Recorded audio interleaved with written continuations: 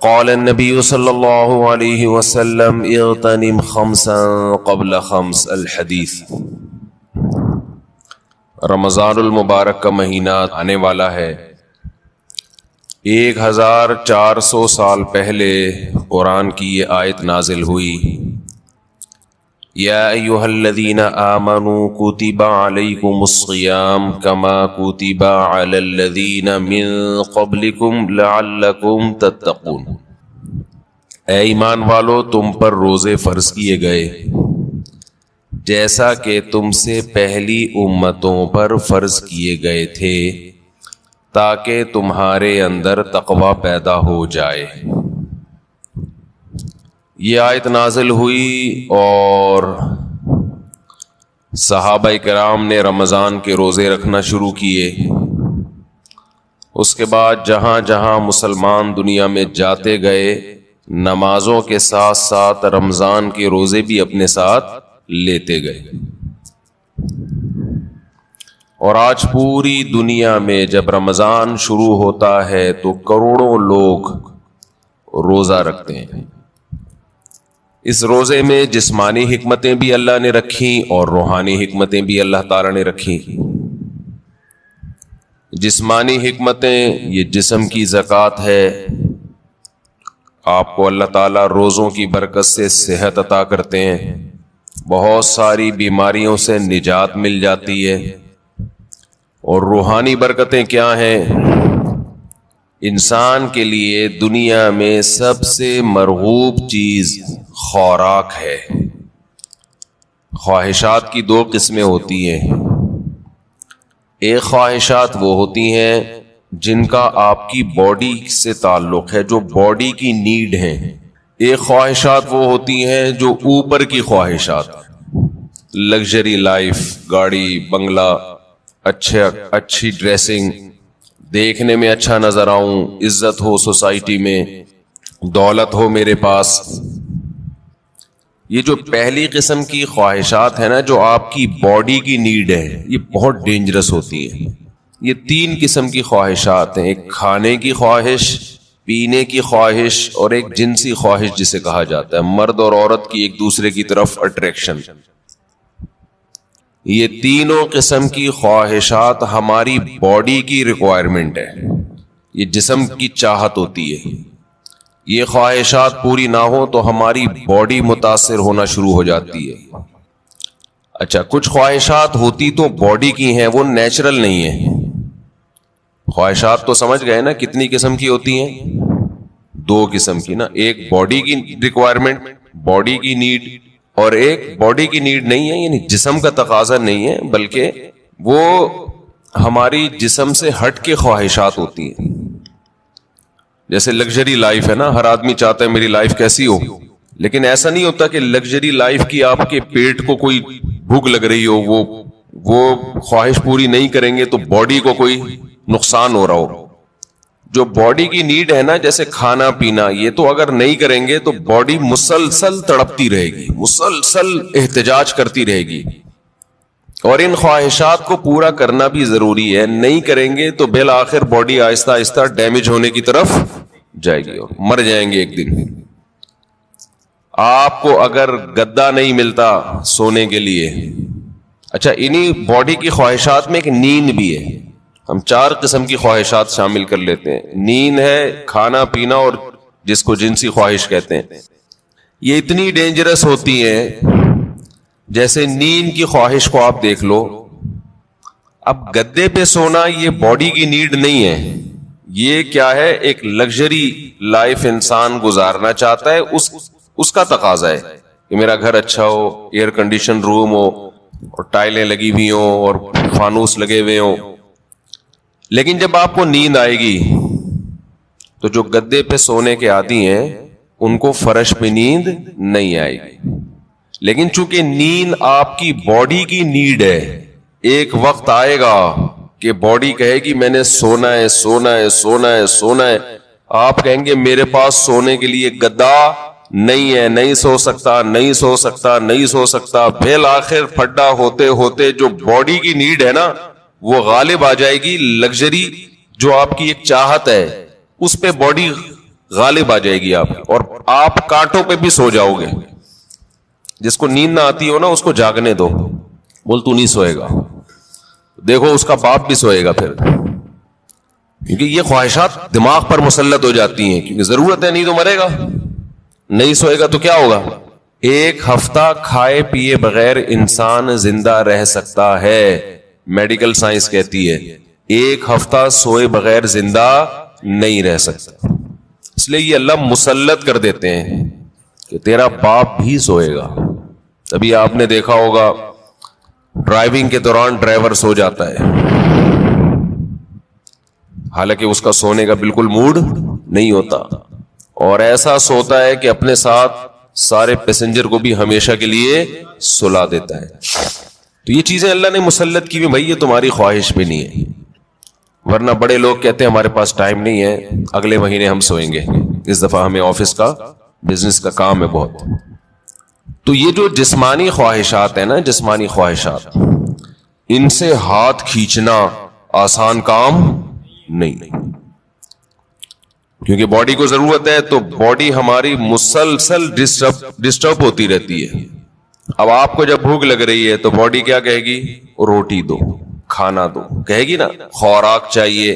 تو کیا یہ 2-3 دفعہ کہنے کے بعد چپ ہو جائے گی کہ بھائی یہ تو کھلا نہیں رہا تو چلو اب کوئی اور کام کرو؟ نہیں ہوگی. یہ کیا کہے گی, روٹی کھانا, روٹی کھانا, چاول سموسے. کسی کو بھی دیکھے گا نا کھاتا ہوا, مسلسل یہ ٹینشن ہے, اور کسی بھی کام میں اس کا دل نہیں لگے گا جب تک کہ چند نوالے نہ کھا لے. پیاس بھی ایسی چیز ہے, جب آپ کو پانی کی خواہش ہوتی ہے تو باڈی مسلسل پانی مانگتی رہتی ہے, آپ کا دل ہی نہیں لگے گا کسی کام میں, دل جمعی سے کام نہیں کر پاؤ گے آپ, مسلسل پانی پانی, باڈی کو ضرورت ہے. اور یاد رکھو جب ضرورت ہو باڈی خود بتاتی ہے, اس کے لیے ڈاکٹروں سے مشورہ نہیں لیا کرو کہ بہن کتنے گلاس پانی پیا کرو. یہ چیزیں اللہ نے انسان کی باڈی میں انسٹال کر دی ہیں, اس میں میڈیکل سائنس کو زیادہ فری مت کرایا کرو. کھا بھی لیں پی بھی رہے ہیں, ڈاکٹر صاحب سے پوچھیں کتنے گلاس پیوں گے. تو جو بات ہے میں اس کی طرف آتا ہوں.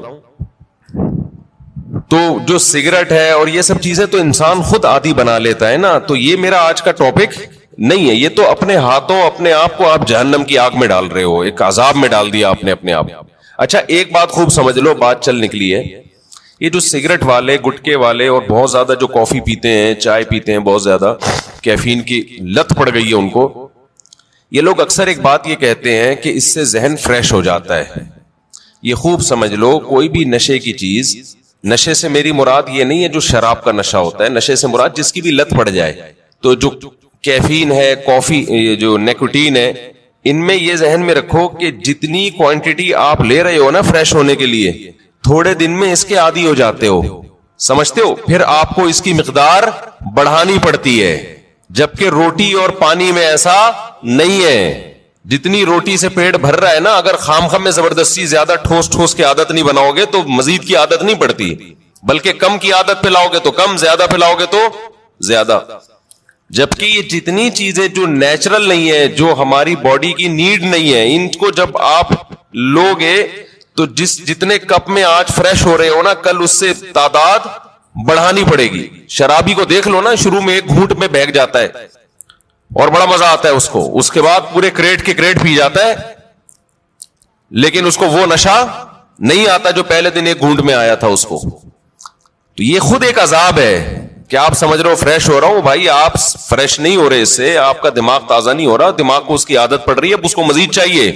تو بالآخر ایک نہ ایک وقت جا کے بریک لگانی پڑتی ہے آپ کو. تو پہلے ہی نہیں لگا لو, اچھا ہے, کیا خیال ہے, شروع میں ہی چھوڑ دو ان چیزوں کو یار.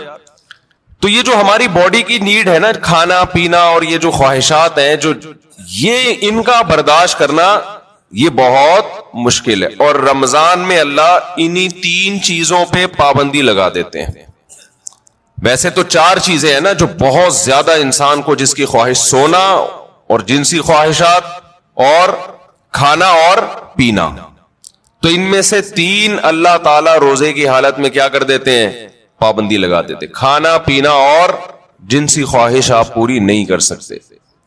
سونے پر اللہ پابندی نہیں لگاتے, یہ اللہ کی رحمت ہے. اللہ چاہتے تو رمضان میں سونے پر بھی پابندی لگا دیتے, لیکن ما جعل علیکم فی الدین من حرج, قرآن کہتا ہے ہم نے دین میں تنگی نہیں رکھی. ایسا دین بنایا جو ہر دور میں ہر انسان کے لیے سوٹیبل ہو, اس کے لیے اس پر عمل کرنا ممکن. نیند کا سیٹ اپ اس میں زیادہ پریشانی ہو جاتی اور عین ممکن ہے صحت کو نقصان ہونا بھی شروع ہو جاتا. تو رمضان کا مقصد لوگوں کی صحتوں کو نقصان پہنچانا نہیں ہے, لوگوں میں خواہشات پہ کنٹرول کرنے کا جذبہ پیدا کرنا ہے. اور ویسے بھی حکمت کی بات کیا ہے کہ اللہ اگر نیند پہ پابندی لگا دیتے نا, نیند پہ, تو کیا ہوتا, لوگ مغرب کے بعد سوتے وہ فجر میں اٹھتے, کیا خیال ہے, تو نیند ڈبل کر رہے ہوتے, اس کا کوئی فائدہ نہیں تھا. یعنی نیند ایسی چیز ہے نا, جب آپ پہ مسلط ہوتی ہے تو آپ کے لیے اس کو روکنا ممکن نہیں رہتا. اب دن کے ٹائم میں نیند آتی, آپ لازماً آنکھ لگ رہی ہوتی ہے, آپ کہیں بھی بیٹھے ہوتے آنکھ لگ جاتی ہے آپ. یا پھر لوگ کیا کرتے, اتنی لمبی لمبی راتوں کو نیند لے لیتے, تو جو مقصد ہے وہ حاصل نہیں ہوتا. کھانے میں بھی ایسا ہی کرتے ہیں لوگ. بھائی انہوں نے کہا کہ بھائی صبح صادق سے لے کے مغرب تک کھانے پر پابندی ہے, تو مغرب سے کھانا شروع کرو, سحری تک نان اسٹاپ, اور کھاتے ہیں. الحمدللہ پاکستانی قوم غربت مہنگائی میں بھی دبا کے پھوڑنا پھاڑنا لگا ہوا ہے. لیکن آپ جتنی بھی اسپیڈ سے جتنا بھی کھا لیں, اس کے بعد بھی بہرحال چند گھنٹوں کے بعد آپ کا معدہ خالی ہوتا ہے. تو یہ صبح صادق سے لے کے غروب آفتاب تک اتنا ٹائم ہوتا ہے کہ نان اسٹاپ آپ ساری رات بھی پھوڑتے پھاڑتے رہیں, پھر بھی 5-6 گھنٹے بعد, سحری کے 6, 7, 8, 10 گھنٹے بعد معدہ کیا ہو جائے گا, خالی, اور وہ ٹینشن ہوگی. نہیں آ رہی بات سمجھ میں میرا خیال. تو اللہ میاں نے ہم سے نا یہ قربانی دلوائی ہے رمضان میں کہ تھوڑا منہ کو کیا کرو, کنٹرول.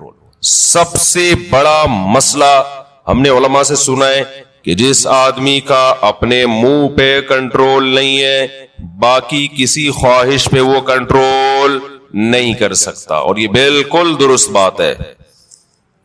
دیکھو دنیا میں 2 قسم کے فلسفے ہیں, اس پر تو غیر مسلم اور مسلم سب کا اتفاق ہے کہ انسانیت کو کامیابی کی طرف لے جانا چاہیے, ہے یا نہیں؟ بھائی امریکہ بھی یہی بات کرتا ہے, انسان کو کس طرف لے کے جاؤ, کامیابی. جاپان والے بھی کہتے ہیں بھائی ایک سکسیسفل نیشن بننا چاہیے ہمیں, کامیاب بننا چاہیے ہمیں, اور اسلام بھی یہی کہتا ہے. لیکن غیر مسلموں کے ہاں کامیابی نام ہے خواہشات کے پورا ہونے کا. آپ کی تمام خواہشات پوری ہو رہی ہیں تو آپ ایک کامیاب انسان. سمجھتے ہو کہ نہیں سمجھتے ہو؟ اگر آپ کی ہر خواہش پوری ہو رہی ہے تو آپ کیا ہیں, کامیاب. لیکن اسلام کیا کرتا ہے, آپ کی جگہ جگہ خواہشات پہ پابندیاں لگا رہا ہوتا ہے.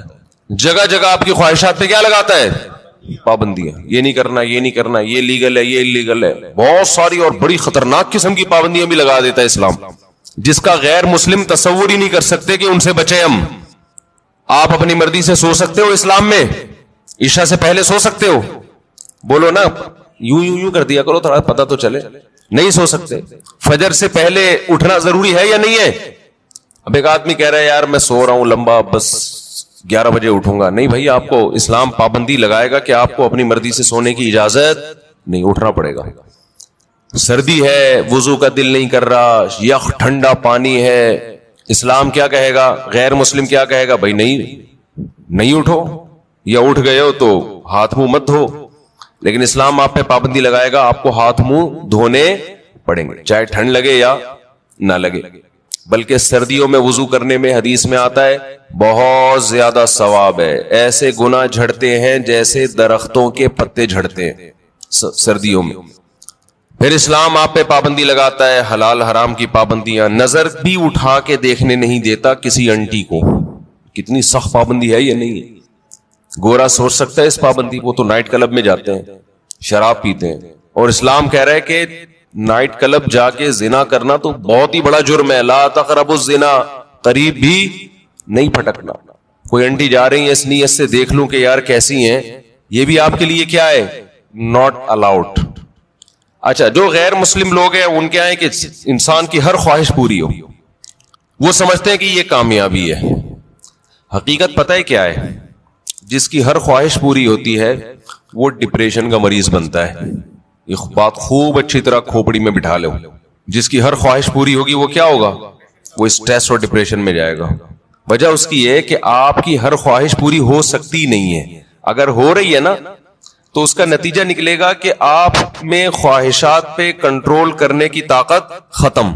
ایک اسٹیپ ایسا آتا ہے جہاں کوئی نہ کوئی خواہش آپ کو قربان کرنی پڑتی ہے. دنیا میں کوئی شخص فرعون بھی ایسا نہیں گزرا کہ اس کی ہر خواہش دنیا میں پوری ہوئی ہو.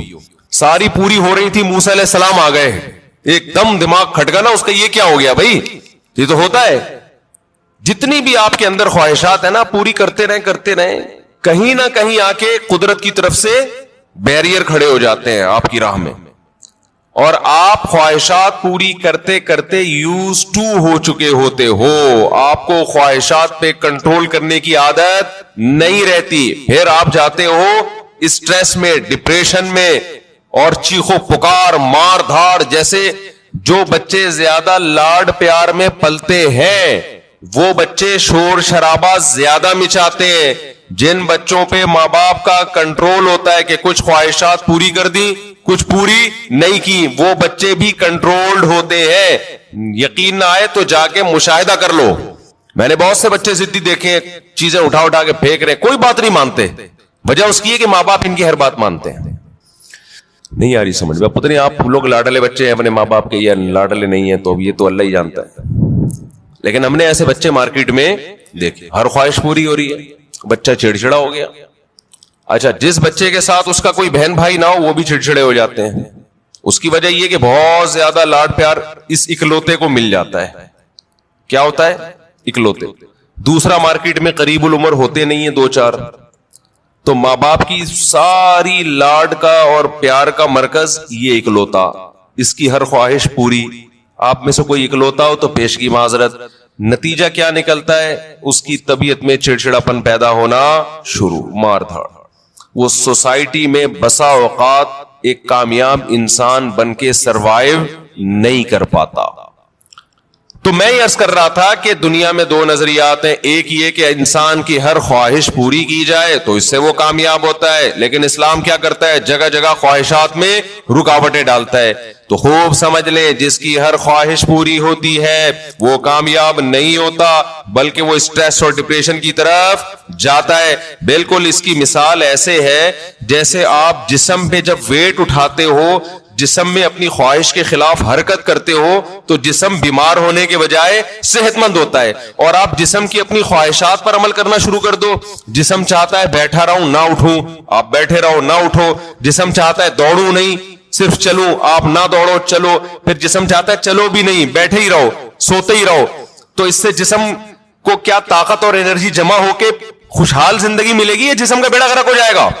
تو ایسے ہی یاد رکھو, انسان کی روح اس وقت خوش ہوتی ہے جب روح پہ بوجھ ڈالا جائے, روح باڈی بلڈنگ کرے, روح جاگنگ کرے, روح ویٹ اٹھائے. اور یہ ٹینشنوں کے ویٹ ہے جو روح اٹھاتی ہے. اگر یہ روح کی آپ ہر خواہش پوری کرنا شروع کر دیں گے تو جیسے باڈی کی ہر خواہش پوری کرنے سے باڈی کا بیڑا غرق, تو اسی طرح روح کی ہر خواہش پوری کرنے سے روح کا بیڑا غرق ہو جاتا ہے. سمجھ میں نہیں آ رہی میرا خیال ہے بات؟ تو اپنی خواہشات کے خلاف چلنا سیکھیں. ہاں, ہر خواہش کی مخالفت نہیں. جیسے آپ نے باڈی, جب جو لوگ جم جاتے ہیں ویٹ اٹھانے کا دل کرتا ہے کیا؟ نہیں کرتا نا, بس جسم پہ بوجھ ڈال کے اٹھا رہتے, تبھی یوں آں کی آوازیں بھی آ رہی ہوتی ہیں. اگر مزہ آ رہا ہوتا تو ویٹ اٹھاتے واہ واہ واہ ہنسی آ رہی ہوتی. ایسا تھوڑی ہے. تو اسی طرح یاد رکھیں, ہاں ویٹ حد سے زیادہ اٹھائے گا تو باڈی خراب ہو جائے گی. اسی طرح روح پہ جب بوجھ حد سے زیادہ پڑ جاتا ہے تو پھر روح خراب ہونا شروع ہوتی ہے. لیکن یہ اللہ کی رحمت ہے کہ اس نے ہماری روح پہ حد سے زیادہ بوجھ ڈالا ہی نہیں ہے. اگر اللہ کہہ دیتا 24 گھنٹے کے روزے رکھو پورے رمضان, اور سحری میں صرف 10 منٹ کھانے کی اجازت ہے, 23 گھنٹے 50 منٹ بھوکے رہنا ہے, 10 منٹ کیا کرنا ہے؟ کھانا کھانا ہے, تو شاید یہ ہماری طاقت سے زیادہ بوجھ ہم پہ ڈال دیا جاتا. مرتے پھر بھی نہیں, اتنی جلدی مرتا نہیں ہے آدمی بھوک سے, یاد رکھو. لیکن یہ ممکن ہے کہ ہم پہ ہوتا نہیں ہم سے.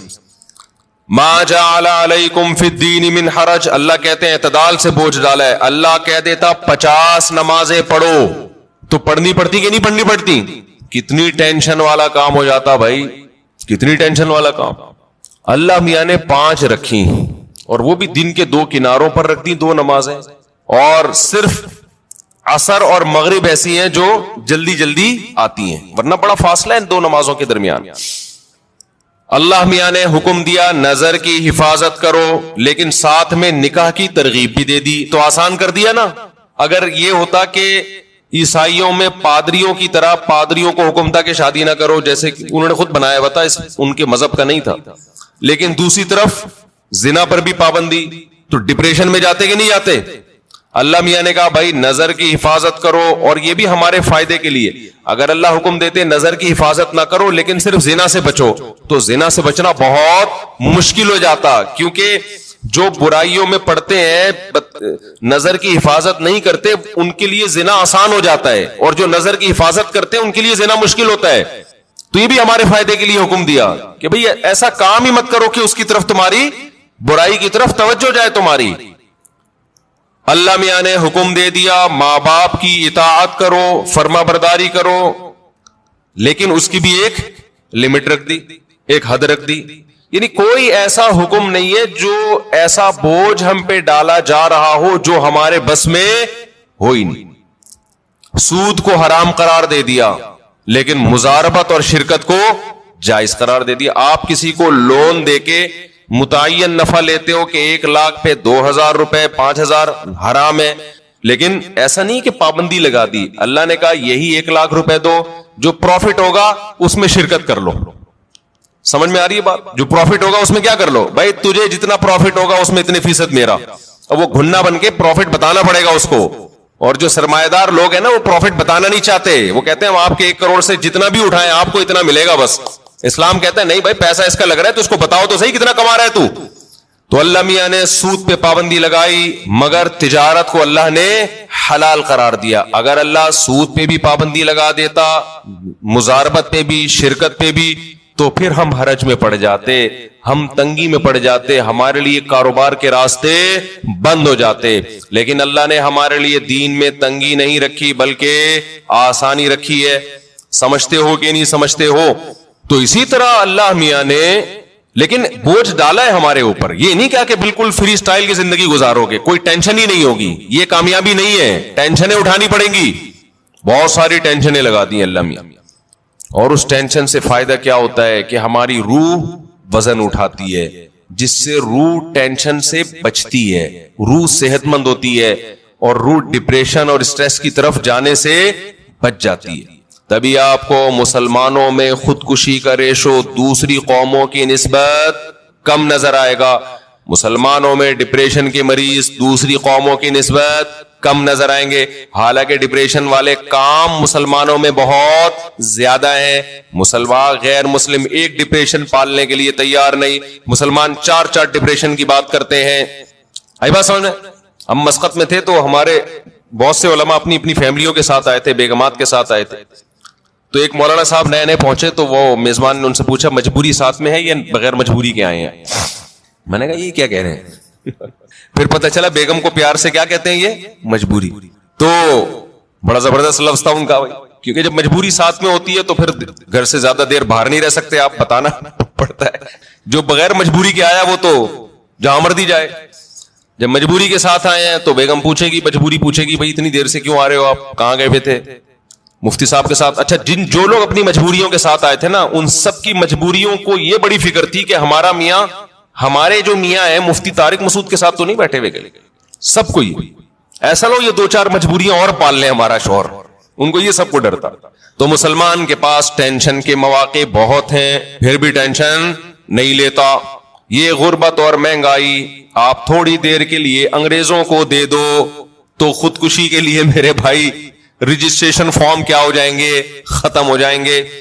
ہمارے والے حکمران 1 ہفتے کے لیے ان کو ادھار دے دو، آپ سچی مچی کے تو نہیں لیں گے، صرف ادھار دے دو آپ ان کو کہ 1 ہفتے بعد واپس لے لیں گے. 1 ہفتے میں ایسا بیڑا غرق ہو جائے گا، کوئی کھمبا ان کا بجلی کا باقی نہیں بچا ہوگا. ان کے یہاں تو کھمبے ہوتے نہیں، انڈر گراؤنڈ ہی ہوتا ہے سب کچھ. یہ ہم ہیں، ٹھیک ہے نا. ڈالر کہاں سے کہاں پہنچ گیا. میں تو کبھی سوچتا ہوں تو تھوڑا ڈپریشن شروع ہو جاتی ہے، پھر میں سوچتا ہی نہیں کہ میں مریں گے تو ویسے ہی سب کیا ہو جائے گا، ختم. ہمارے تو اصل آخرت ہے نا.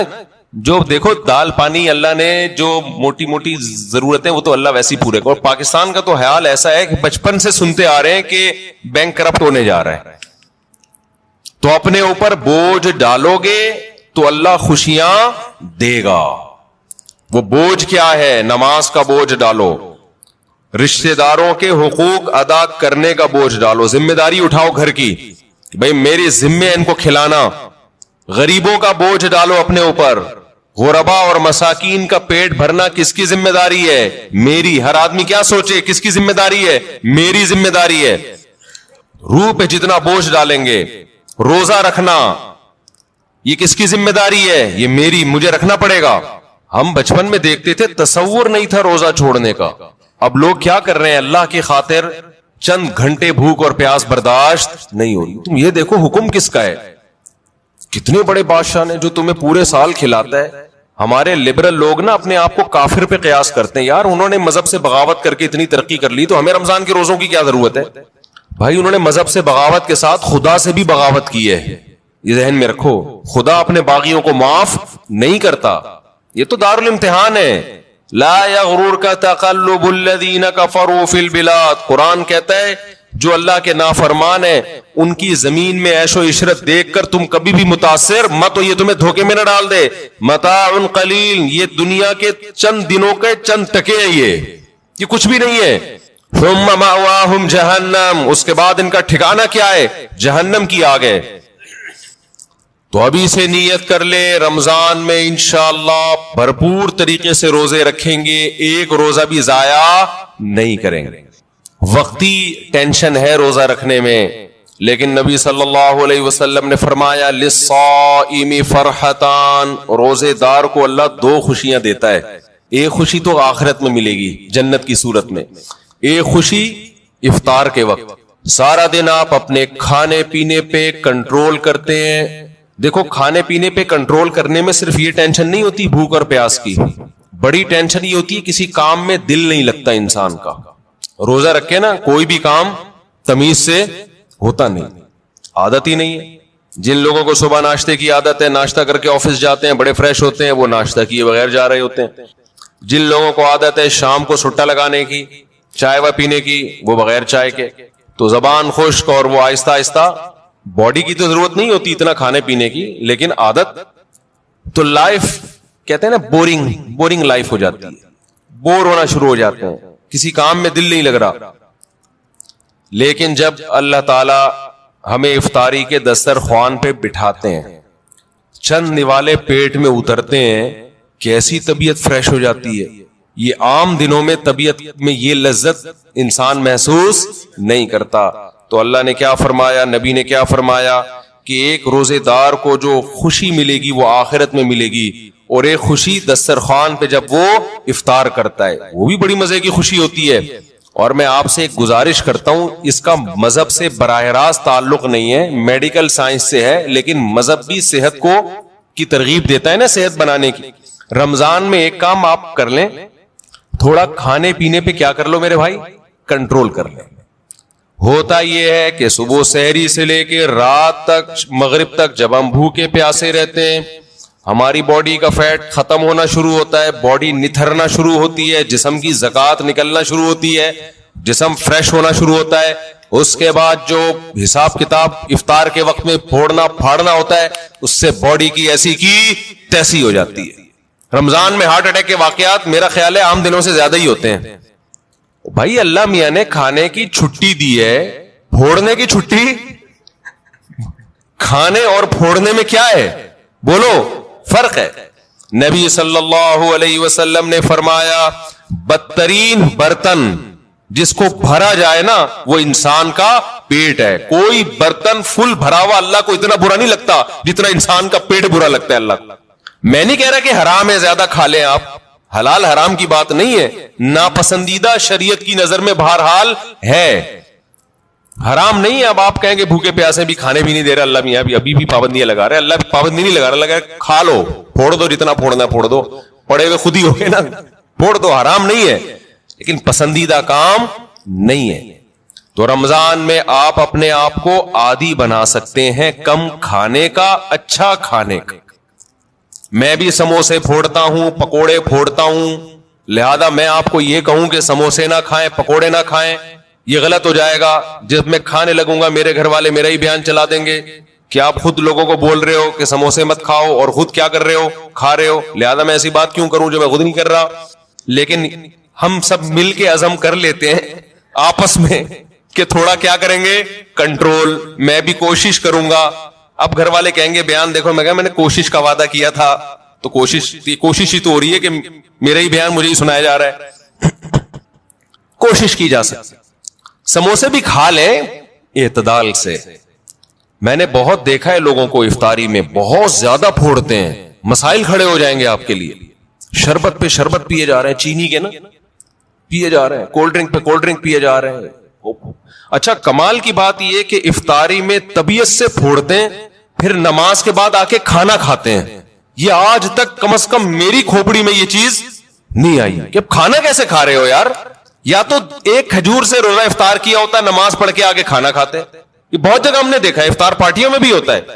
پہلے افطار پارٹی میں کیک, پیسٹریاں, سموسے, پکوڑے اور چکن اور کیا کچھ ہوگا, وہ کھانے کے بعد چلو جی اب جماعت سے نماز پڑھے, اب کھانا لگا ہوا ہے.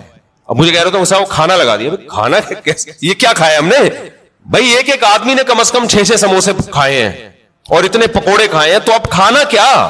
تو لوگ کہتے ہیں کھانا روٹی سالن کو کہا جاتا ہے اور چاول کو کہا جاتا ہے. یہ جو ہم نے کھایا ہے کھانے سے پہلے, جو نماز سے پہلے افطاری میں, یہ روٹی سالن نہیں تھا. یہ سموسے, پیسٹریاں, پکوڑے اور پتہ نہیں رول اور کیا کیا چیزیں آ رہی ہیں, یہ تو وہ تھا. پیٹ جو ہے نا, پیٹ, اس کو نہیں پتا کھانے کی ڈیفینیشن ہندوستان اور پاکستان میں کیا چل رہی ہے اس وقت. پیٹ یہ دیکھتا ہے کہ اوپر سے کوئی چیز آ رہی ہے, اس کو ہضم کرنا شروع کر دو. پیٹ اسی کو کھانا کہتا ہے. نہیں آئی بات میرا خیال ہے. ایک دفعہ ہمارا پشاور جانا ہوا تو ہمارے کچھ میزبان تھے, وہ ماشاءاللہ پٹھان لوگ تو ویسے ہی بڑے سخی ہوتے ہیں. انہوں نے کیا کیا, میرے لیے نا دیسی مرغیوں کی وہ لا کے رکھ دی. دیسی مرغیاں نا روسٹ, بڑی زبردست تھی وہ, رانے اس کی بھنی ہوئی, ہم نے پھوڑ دی. وہ ماشاءاللہ بڑے ہیوی کھانا تھا, تو میں نے اچھی طرح طبیعت سے کھا لیا, بڑا مزہ آیا.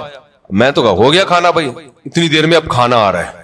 اب میں مجھ پہ نا, کیونکہ وہ پھر کھلاتے بھی زبردستی ہیں, مجھ پہ راشا تاری ہو گیا. میں نے کہا اللہ خیر کرے اب کیا ہوگا. انہوں نے کہا وہ سب کھانا. میں نے کہا بھائی ہمارے اندر تو طاقت نہیں ہے. انہوں نے کہا تمہارے باپ کو بھی کھانا پڑے. ان کا یہ الفاظ نہیں تھے, لیکن اسٹائل اسی قسم کا تھا. وہاں ایسا نہیں ہو سکتا کہ کھانا آئے اور آپ نہیں کھاؤ. پھر ہم نے کھایا, تھوڑا سا کھایا. تو افطاری میں کیا کر رہے ہوتے ہو بھائی؟ تو آپ بہترین, آپ تجربہ کر کے دیکھ لو میرے مشورے پر. افطاری میں شربت نہ پیو. آپ, میں آپ کو بتا رہا ہوں, آپ کا دماغ ایسا فریش ہو جائے گا نا, آپ کہو گے واہ مزہ آ گیا بھائی. اکثر آپ نے دیکھا ہوگا افطاری کرتے ہی لوگ ٹن ہو جاتے ہیں, دیکھا ہوگا نا. مغرب کے بعد گھر جاتے ہیں, بستر سے اٹھا ہی نہیں جاتا. پھر تراویح میں ایسے جھوم رہے ہوتے ہیں جیسے جن پر لگتا ہے کسی نے کوئی قبر سے مردہ اکھاڑ کے لا کے یہاں کھڑا کر دیا ہے. یہ حالت ہوتی ہے. آپ کو جو نیند آتی ہے نا, میٹھا کھانے سے آتی ہے, خوب سمجھ لیں, کارب لینے سے آتی ہے. آپ اپنی خوراک میں کاربوہائیڈریٹ کو کم کر دیں, آپ فریش بھی ہوں گے, نیند بھی نہیں آئے گی, جسم کو طاقت پوری ملے گی. آپ افطاری میں تجربہ کر کے دیکھ لیں, میٹھے میں صرف کھجور کھائیں آپ افطاری میں, اس سے نیند نہیں آئے گی. کھجور میں کوئی الگ ٹائپ کا میٹھا ہوتا ہے. آپ نے افطاری میں شربت نہیں پینا, آپ نے افطاری میں روٹی چاول نہیں کھانے, تھوڑے سے کھا لیں آپ, زیادہ نہیں کھائیں. کھجور کو فوکس کریں آپ, جو چنے کی چاٹ وغیرہ ہے نا اس کو فوکس کریں, وہ کھائیں, پیٹ بھی بھر جائے گا آپ کا. سفید چنا نہیں آتا اور کالا چنا, اس کی کوئی مزے کی چاٹ یا لوبیا کی چاٹ بنا کے وہ پھوڑ دیں آپ, پیٹ بھی بھرے گا آپ کا. لیمن پی لیں, لیمن, لیمو کا تھوڑا سا, بے شک تھوڑی بہت چینی ڈال, وہ بغیر وہ اس کے پیا نہیں جاتا, شہد ڈال دیں اس میں تو زیادہ اچھا ہے, وہ پی لیں آپ اپنے خرچے پہ. یہ سارے کام اپنے خرچے پہ کرنے ہیں, ایسا نہ ہو مجھے فون کر رہے ہو ہم نے آپ اتنا کچھ انتظام کر لیے ہے پیسے بھجوا دیں.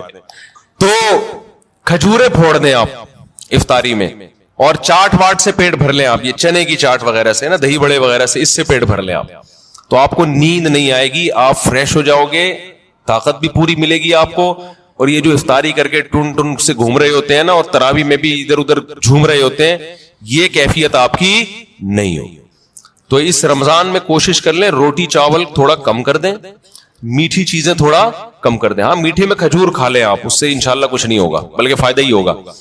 تو یہ تھوڑا سا اس دفعہ ہمارے مشورے پہ آپ کنٹرول کر کے دیکھیں, مزہ نہ آئے پیسے واپس. تو آپ کو لگے گا آپ کی نگاہیں روشن ہو گئی ہیں, دماغ فریش ہو گیا ہے, آپ کا حافظہ اور اچھا ہو گیا. میں نے تجربہ کیا, میں ہوائی باتیں نہیں کر رہا. روزہ رکھو اور روٹی چاول ذرا کم کھاؤ افطاری میں اور سحری میں بھی, آپ ایسا نتھرنا شروع ہو جاؤ گے, ایسی آنکھوں میں بینائی آپ کی تیز ہو جائے گی اور ایسی فریش ہو جاؤ گے کہ ہٹو بچوں ہو جائے گا بس. اور کیا کہوں میں, وہ ایک مولوی صاحب تقریر کر رہے تھے نا, نہیں وہ ان کی تقریر سنا رہا میں آپ, تو وقت بھی پورا ہو گیا ہے.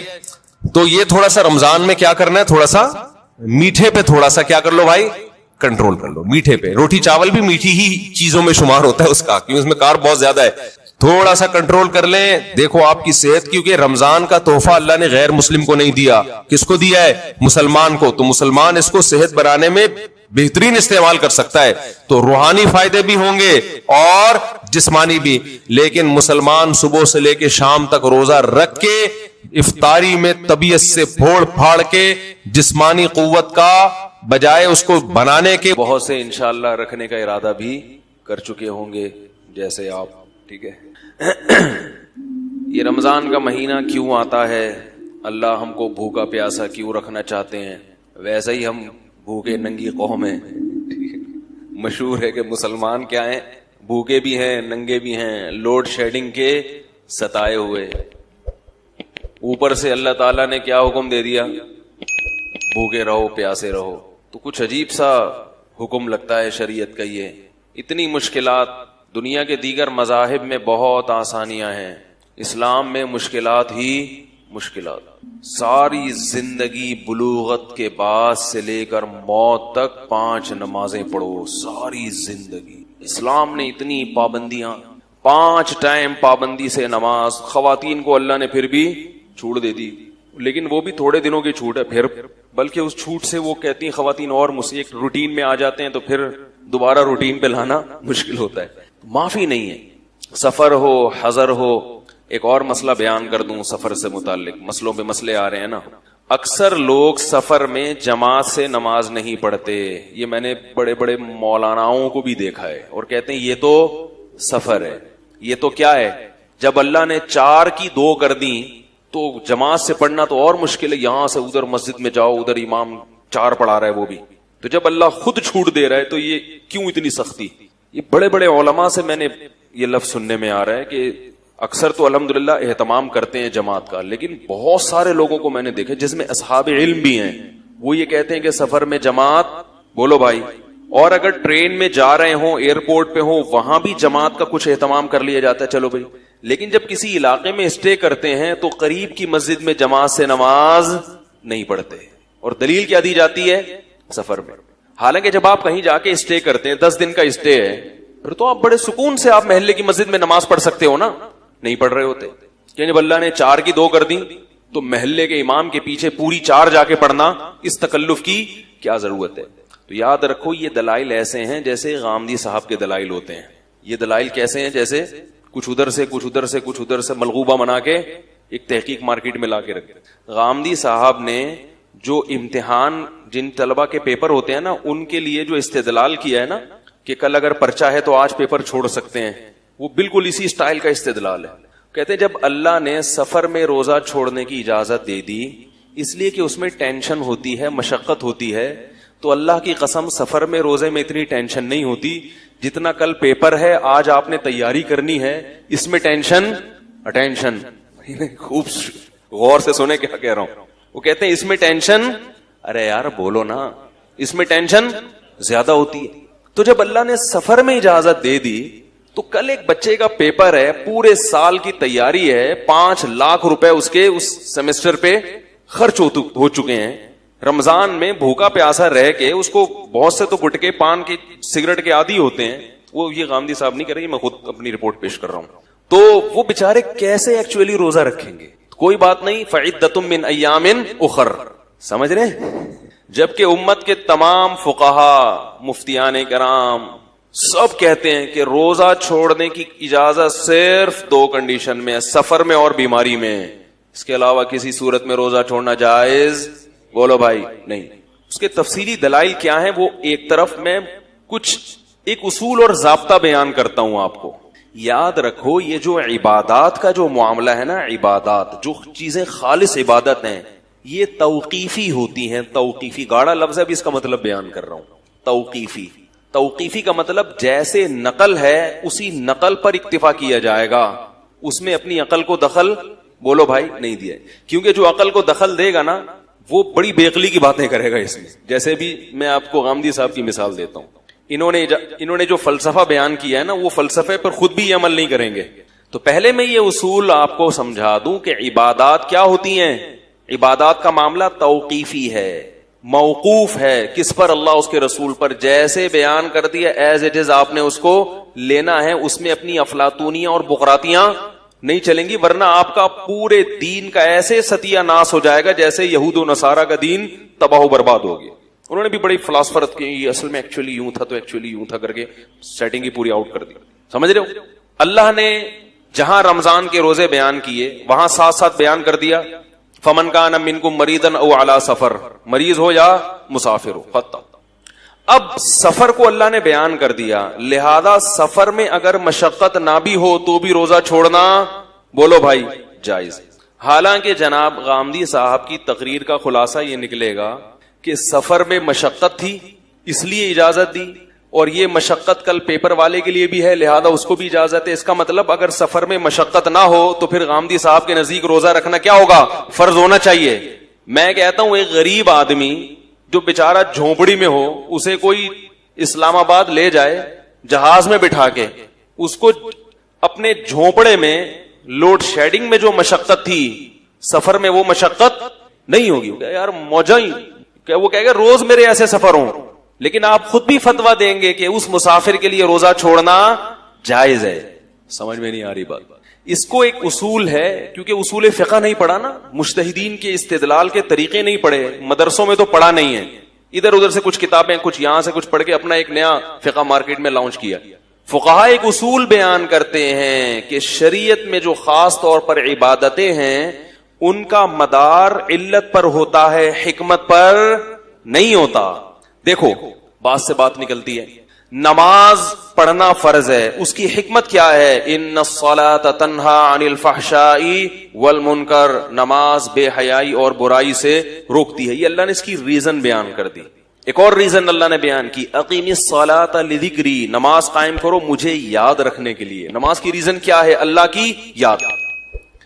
اب آپ کہیں یار اصل مقصد ہے اللہ کی یاد، لہذا ذکری فرقہ جو بلوچستان میں لانچ ہوا، نئی نئی چیزیں مارکیٹ میں آ رہی ہیں چند سو سال پہلے، انہوں نے کہا کہ نماز کا اصل مقصد اللہ کی یاد ہے. تو ڈائریکٹ جب اللہ کو یاد کیا جا سکتا ہے تو درمیان میں نماز کے واسطے کی، یعنی یہ تو ان لوگوں کے لیے جو یاد نہیں کرتے. ہم تو دن میں 12 گھنٹے اللہ کو یاد کرتے ہیں اور ذکر اللہ کرتے رہتے ہیں، سبحان اللہ سبحان اللہ سبحان اللہ.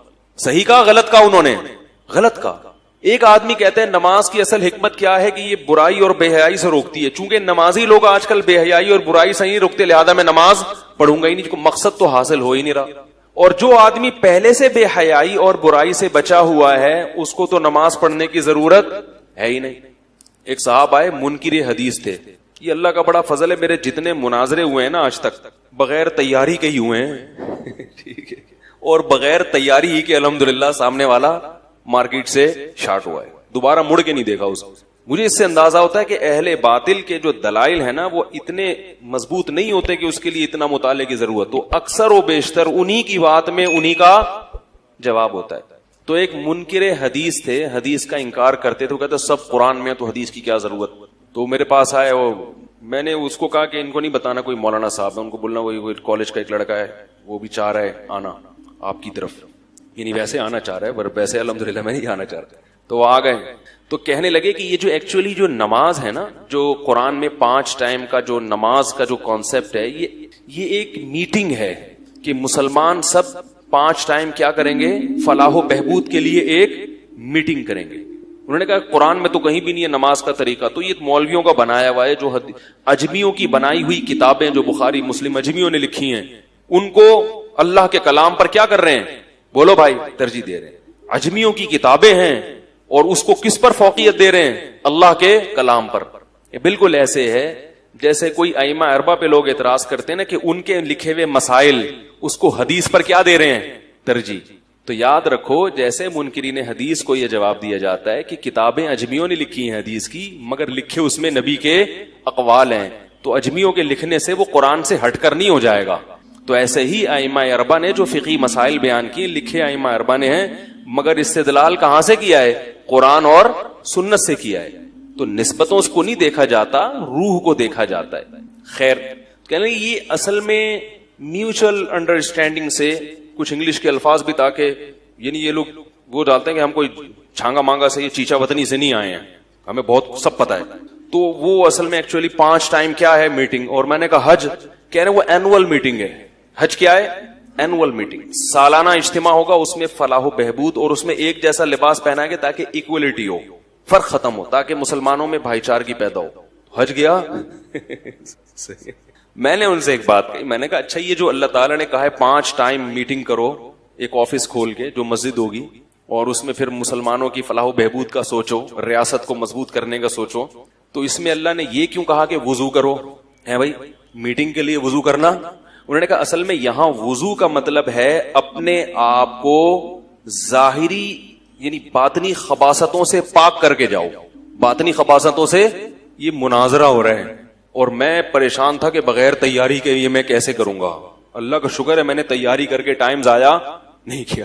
ٹھیک ہے اللہ کا بڑا فضل ہو گیا میں نے تیاری نہیں کی ورنہ میرے کتنی محنت ضائع ہوتی ہے اس میں. انہوں نے کہا یہ اصل میں کیا ہے کہ اپنے آپ، اور وہ طارق روڈ پر بیٹھتے ہیں، ان کا آفس ہے، بہت بڑے فنٹر ہیں. آپ سمجھ رہے ہو کہ ایسے لونڈا لپاڑا اٹھ کے آ گیا ہوگا مفتی صاحب ایک فرضی قصہ سنا رہے ہیں، ایسا نہیں ہے. منکرین حدیث کا ایک بہت بڑا فنٹر ہے، طارق روڈ پر اس کا آفس ہے. طارق روڈ پہ آفس بھی کسی چھوٹے آدمی کا نہیں ہو سکتا. طارق روڈ پہ آفس کرائے پر آپ لو تو پتا چل جائے گا آپ کو. بہت بڑی فلم تھی، کیونکہ پرانا واقعہ مجھے نام یاد نہیں ہے ورنہ میں نام بھی بتا دیتا. تو وہ کلین شیف تھے، حلیہ بتا دیتا ہوں آپ. اچھا ان کے ساتھ کچھ عربی جبے میں بھی 5-6 لڑکے بھی تھے جو عربی بہترین جانتے تھے. وہ بھرم کے لیے نا تو وہ عربی بڑی اچھی بول چال تھی. یہ جو مجھ سے بات کر رہے تھے ان کی انگلش اچھی تھی، عربی نہیں تھی. وہ جو اپنے ساتھ 3-4 لڑکے لائے تھے جو ان کا لباس بھی وہ عربوں والا انہوں نے وہ پہنا ہوا تاکہ تھوڑا سا لک کس کا ہے؟ مکہ مدینہ کا لک آئے اس میں. ہم سادہ کپڑوں میں وہ جو چائنیز ٹوپی ہوتی ہے، یہ چائنا ٹوپی نہیں ہوتی ہے جو آپ نے پہنی ہوئی، ہمارے حضرت اس کو ٹیشو پیپر کہتے تھے.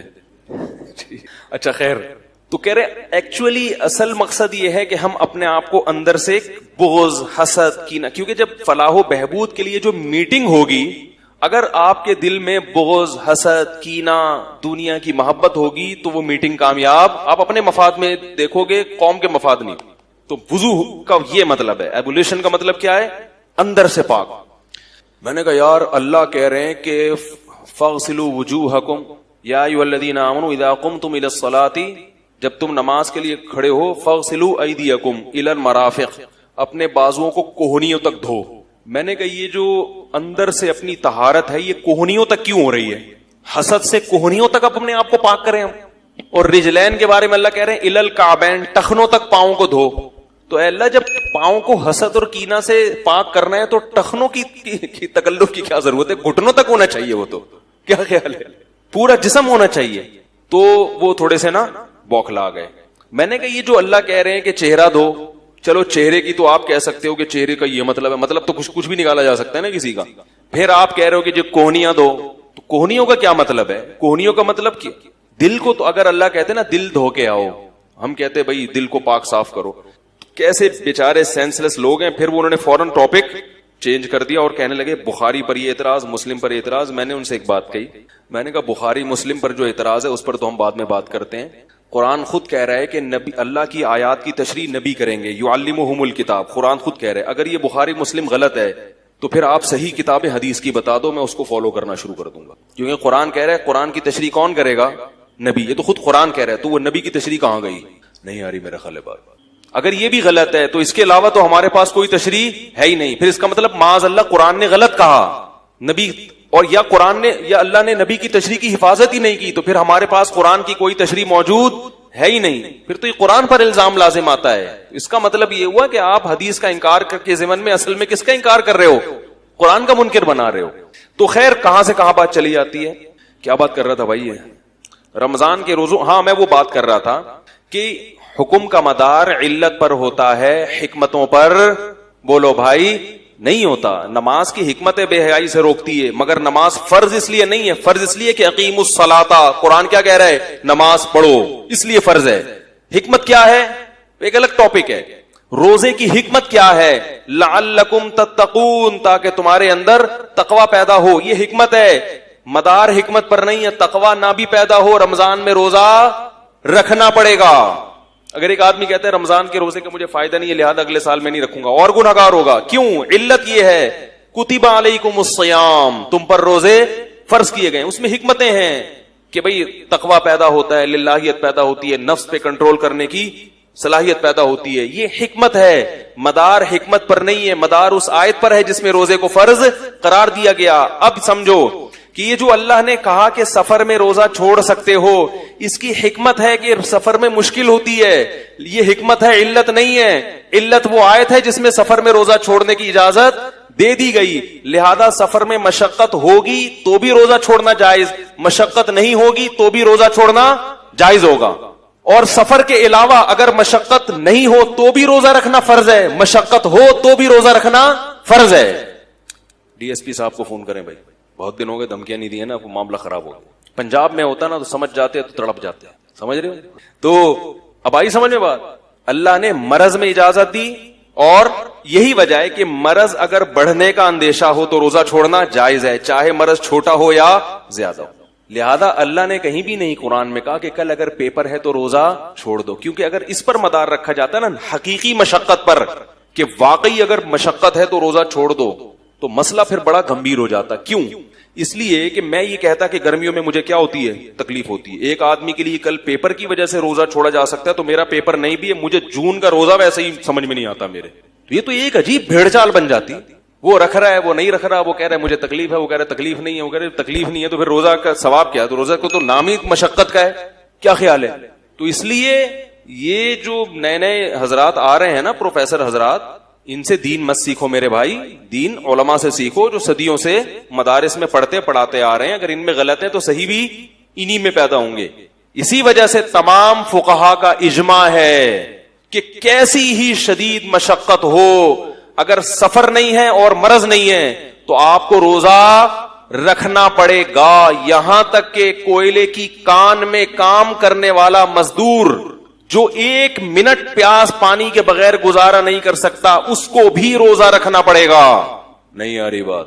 گرمیوں میں گڑا کھودنے والا مزدور، اس کو بھی روزہ رکھنا پڑے گا، کیونکہ مشقت ہوگی. مشقت کی وجہ سے اللہ نے روزہ چھوڑنے کی اجازت نہیں دی. روزہ تو نام ہی مشقت کا ہے.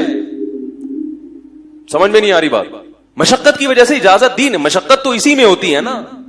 ہر آدمی کو ایئر کنڈیشن لائف تھوڑی ملتی ہے.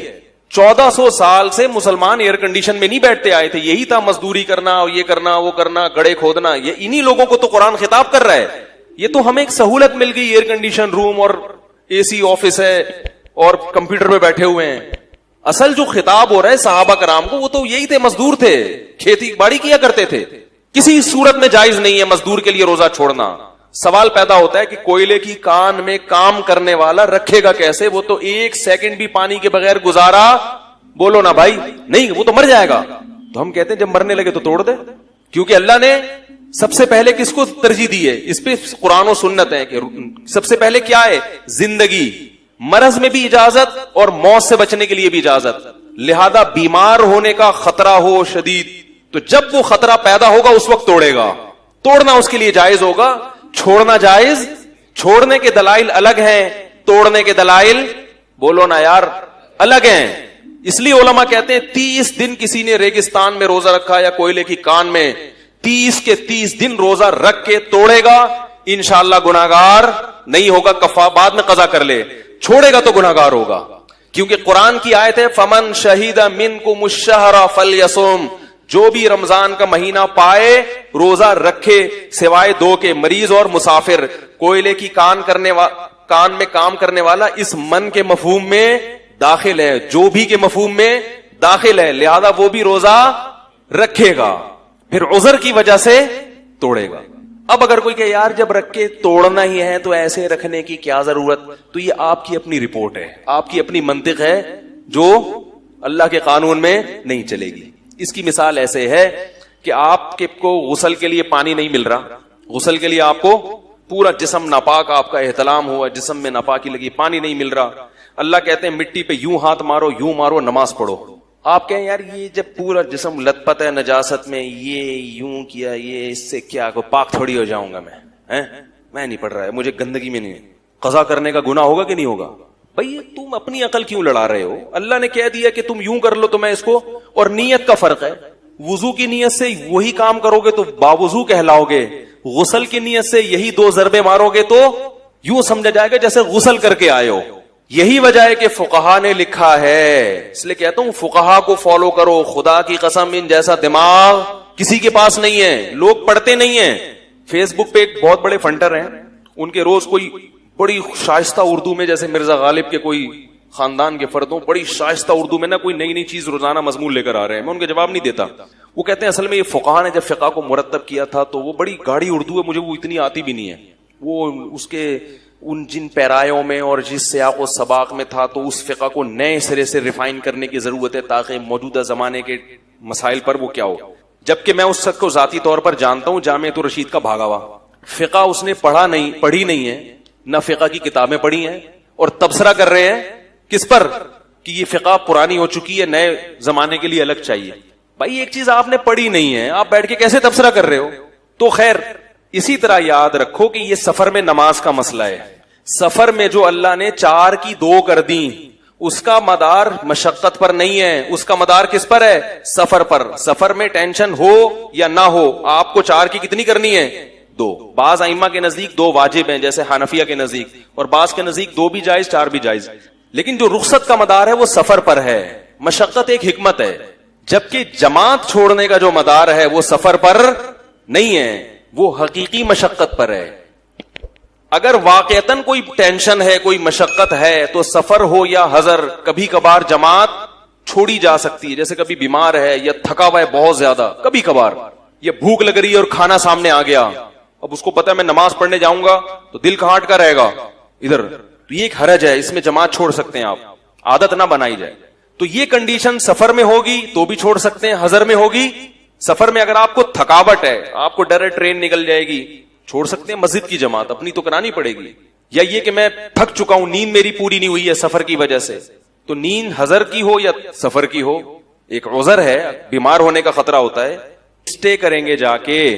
کہیں قیام کیا بھائی 10 دن مری کے کسی ہوٹل میں ٹھہر گئے آپ جا کے, اب آپ کو مشقت نہیں ہے, اب آپ پر لازم ہے کہ قریب کی مسجد میں اچھے بچوں کی طرح, جیسے باقی لوگ نماز پڑھتے ہیں, آپ بھی وہاں جا کے اچھے بچوں کی طرح فجر کی بھی, ظہر کی بھی, عصر کی بھی, مغرب کی بھی, عشاء کی نماز پڑھیں وہاں جا کے.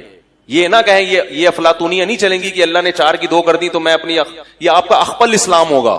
نہیں آ رہی بات میرا خیال. اسی طرح سنت مؤکدہ بھی لوگ سفر میں شارٹ کر دیتے ہیں, اور دلیل یہی دیتے ہیں کہ جب اللہ نے فرض میں 4 کی 2 کر دی تو سنت مؤکدہ کی کیا حیثیت ہے بھائی, وہ تو فرض سے بھی کم درجے کی چیز, لہذا وہ بھی شارٹ. تو یاد رکھو سنت مؤکدہ کا مدار بھی مشقت حقیقیہ پر ہے, مشقت حکمیہ پر. تھوڑی ٹرم اس لیے استعمال کروں تاکہ علماء بھی سمجھ سکیں. اگر واقعی ٹینشن ہے, کوئی پریشانی ہے, تو حالت مقام میں بھی سنتیں چھوڑی جا سکتی ہیں کبھی کبھار, سنت مؤکدہ. سفر میں بھی اگر تھکاوٹ ہے, یا آپ کو بس کے نکلنے کا ڈر ہے, یا ٹائم بہت, جب بس میں جاؤ نا تو ودرے کا زرزر کا وہ ڈرائیور چیختا رہتا ہے. تو ہم جب کبھی بس سے سفر کرتے ہیں تو میں سنت مؤکدہ نہیں پڑھتا بھائی, ظہر کے 2 پڑھو, اور کیونکہ واش روم, کھانا, نماز تینوں چیزیں ہیں, اور ڈرائیور وہ زرزر کوا وہ فوراً پیچھے سے ندائیں لگانا, کیونکہ اس میں اگر سنتیں پڑھیں گے بھی تو وہ دل نہیں لگتا اس میں. تو یہ واقعی مشقت ہے. ایسی کنڈیشن تو اگر یہاں بھی ہوگی تو سنتیں چھوڑ دو, کوئی فرض تھوڑی ہے وہ. یا ٹرین میں ہے, آپ کو پتا ہے کہ قبلہ ہی نہ چینج ہو جائے کہیں, سنتوں کی ٹرین گھوم نہ جائے, اتنی مشکل سے آپ نے قبلے کی ڈائریکشن کھڑکی میں جھانک کے سیٹ کی, اب آپ سنتوں میں لگ گئے تو کہیں مڑ گئی تو پھر دوبارہ کون جھانکا تاکی کرے گا, 2 فرض پڑھ لو, سنتیں چھوڑ دو. لیکن کہیں جا کے آپ دھرنا مار کے بیٹھ گئے, کسی کے گھر 14 دن کے لیے گئے, آرام سے سہولت ہے, اب کوئی ٹینشن نہیں ہے, تو پھر یہ آپ کی بقراتی نہیں چلے گی کہ اللہ نے جب 4 کی 2 کر دی تو سنت مؤکدہ, وہ مؤکدہ جیسے حضر میں تھی سفر میں بھی ہیں, کیونکہ سنت مؤکدہ رسول اللہ صلی اللہ علیہ وسلم نے سفر میں بھی پڑھی ہیں. سمجھ رہے ہو کہ نہیں سمجھ رہے ہو؟ تو سنت مؤکدہ کا تعلق مشقت حقیقیہ پر ہے. اگر واقعی کبھی مشقت ہو رہی ہے، تکلیف ہو رہی ہے، پڑھنے میں بیماری ہے، تھکاوٹ ہے، تو سفر ہو یا حضر آپ ہر صورت میں سنت مؤکدہ چھوڑ سکتے ہیں کبھی کبھار. اور اگر سفر میں مشقت ہے تو بھی چھوڑ سکتے ہیں، اور اگر مشقت نہیں ہے تو نہ سفر میں نہ حضر میں. جبکہ فرض نماز 4 کی 2 رہیں گی سفر میں، چاہے مشقت ہو یا نہ ہو. اور حضر میں کتنی ٹینشن ہو 4 کی 2 نہیں کر سکتے آپ. آپ کہیں یار میں ہوائی جہاز کا سفر تھا اسلام آباد سے کراچی، ایئر کنڈیشن سفر، اس میں نے 4 کی 2 پڑھی ہیں، حالانکہ میں بڑی سہولت میں تھا. اور اپنے جب گھر میں داخل ہوا تو بیگم کی ڈانٹ سے اور اس کی صلواتوں سے مجھے کیا ہو رہی ہے، بہت سخت ٹینشن، جو سفر کی ٹینشن سے، کیونکہ آپ لیٹ گھر پہنچے ہیں، آپ نے ٹائم دیا تھا میں بدھ کو پہنچ جاؤں گا، پہنچ آپ جمعے کو رہے ہیں، تو بیگم کی جھاڑ تو پڑے گی نا. اب اس جھاڑ کی وجہ سے ایکچولی جو مجھے ایک ٹینشن سی فیل ہو رہی ہے وہ جہاز میں ٹینشن نہیں تھی. اور سفر میں جب اللہ نے 4 کی 2 کر دی اس لیے کہ مشقت ہے، تو یہ مشقت تو مجھے زیادہ ہے، لہذا میں اب بھی کتنی پڑھوں گا. ایسا نہیں ایسا کریں گے تو کوئی بھی کتنی مرضی ٹینشن ہو آپ کو 4 ہی پڑھنی پڑیں گی. تو کیا پتا چلا کہ عبادت سے متعلق جو شریعت کے حکام ہیں وہ توقیفی ہیں، اس میں یہ منطق اور فلسفہ بولتے کیوں نہیں چلتا.